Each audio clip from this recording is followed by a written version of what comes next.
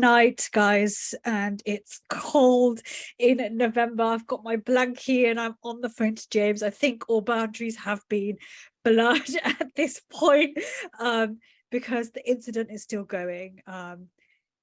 Working 9 to midnight, I'm truly burning the midnight oil, looking rough. It's cold, still no end in sight. I think burnout is going to happen sooner or later. What do we do? How do we approach this? Let's do a personal resilience check-in. Yeah, Rina, I think we're already burnt out in Yeah.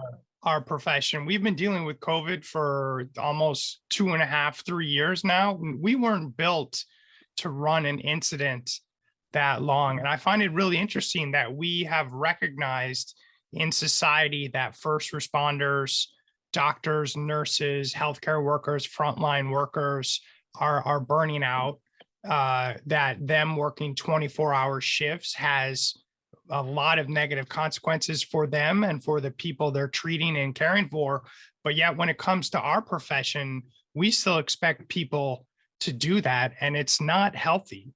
Thinking about the decisions you and I are making during this incident right now, the quality of the decisions versus the decisions we were making 12 hours ago. I'm sorry, management, but the quality of our decisions is going down and plummeting quickly. Absolutely. And I just don't think we're cut out for it. Like you said, we expect those first responders to do it because it's part of their training, I guess. They get trained for it. But how do we train to prepare for this? Because a lot of the times it's not even part of our job to be involved in such an incident of this long. And also, James, for that personal resilience check-in, I had plans tonight, which I cancelled. Like, how many times have you guys had plans and incidents? Something's come up, even if it's not an incident or some emergency at work, and you've had to cancel. What's been that situation like, James? Have you ever been in that situation?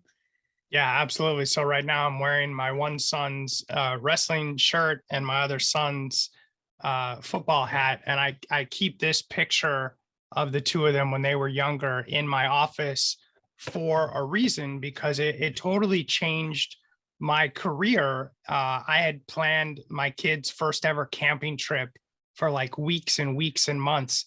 And my company had an incident 2 hours before we were supposed to leave. So I had to tell my kids that we couldn't go. And I was crying, like I was just broken.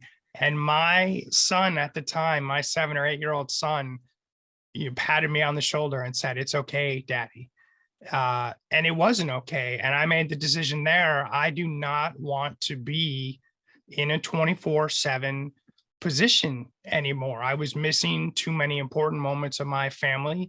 That position was great when I was younger, but at that phase in my life, I was done with that. And so I loved that company. I loved that job, but I had to leave because, that I had hit that personal tipping point of I'm now in a phase of my life where there are other things more important to me at this time than my career.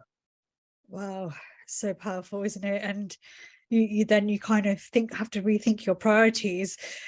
Such food for thought, guys. If you're watching this and you stayed with us from 9 a.m. to midnight, what's the tea with your situation? How many times does this happen to you? Are you burnt out?